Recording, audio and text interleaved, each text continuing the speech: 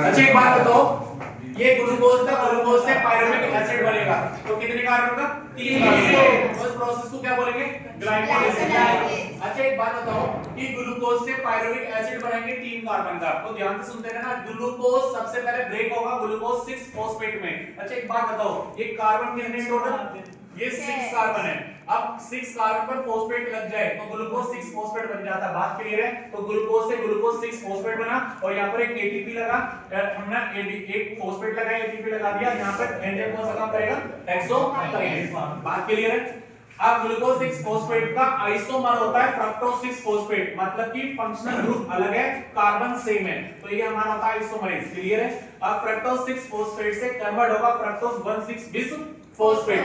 अब fructose 1,6 bis phosphate की बात करें, क्या हमने एक और एटीपी दे दी तो एक और फॉस्फेट लगा है, तो फ्रक्टोज 1,6 बिस फॉस्फेट। और यहां पर एंजाइम काम करेगा फॉस्फोफ्रक्टोकाइनेज, को शॉर्ट फॉर्म में बोलेंगे पीएफके। बात क्लियर है?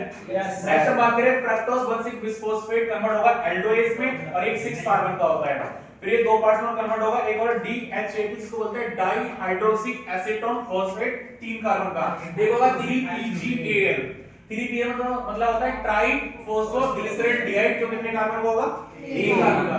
अब 3PGAL जो है, बेटा याद रखना 3PGAल जो है वो हमारा कन्वर्ट होगा 1,3 बिस फॉस्फोग्लिसरॉल्डिहाइड ग्लिसरिक एसिड। जैसे कि हम बात करें, इसके पास एक फॉस्फेट ऐड होगा, पहले से एक फॉस्फेट था, तो 1,3 फॉस्फोग्लिसरिक एसिड। और ग्लिसरिक क्यों बोला? क्योंकि इसके अंदर से हाइड्रोजन रिमूव हो गए और यहां से हाइड्रोजन का निकलना, दैट इज कॉल्ड ऑक्सीडेशन। अब यहां पर आ गया 1,3 बिस PGA। अब यहां पर क्या होगा? एक एटीपी यहां से बाहर निकालेंगे, तो बेटा पहले 1,3 बिस था, अब होगा एक फॉस्फेट, तो 3PGA, मतलब कि 3 कार्बन पर एक फॉस्फेट लगा होगा, तो नाम बोलेंगे 3 phosphoglyceric acid.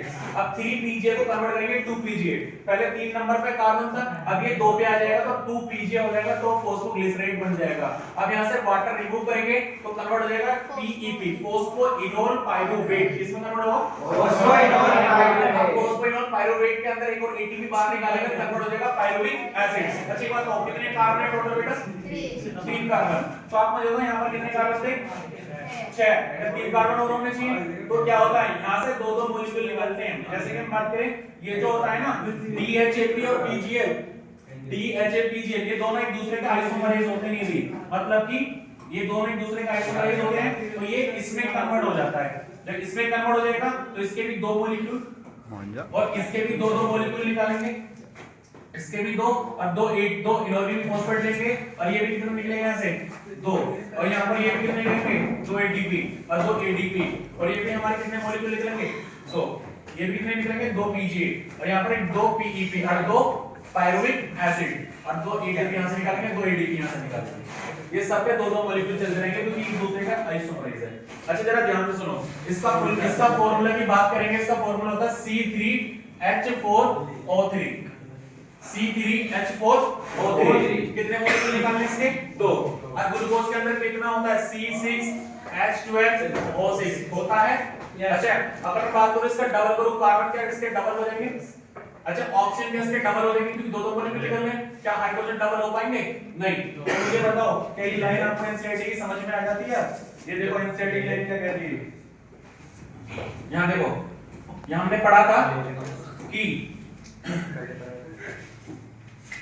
in any case all living organisms retain the enzymatic machinery to partially oxidize glucose without the help of oxygen। बात समझ में? पार्सली क्या होता है? ऑक्सीडाइज। क्यों होता है? यहां देखो पार्सली ऑक्सीडाइज बोला, पार्सली ऑक्सीडाइज। पहले यहां पे हाइड्रोजन 4 डबल करेंगे तो 8, और यहां पर 12, क्या पार्सली ऑक्सीडाइज हुआ? कंप्लीटली नहीं हुआ। इसका रीजन बताया। बात समझ में? तो ये पूरा पाथवे आपको याद होना चाहिए, अगर याद नहीं है तो क्वेश्चन गलत ही होगा। समझ आ गया? तो इसे नोट करो जल्दी से। पूछूंगा मैं आपसे, मेरी केस में